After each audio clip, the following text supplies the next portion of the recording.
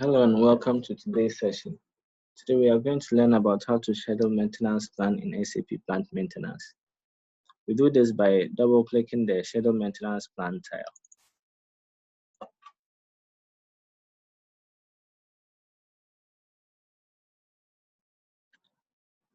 I then select my maintenance plan.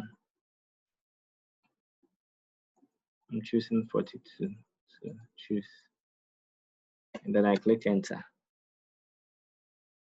Then I click Start. The system proposes a start date based on my maintenance plan. So if I'm okay with it, I choose Continue. I can also change this date, so Continue, and then Save.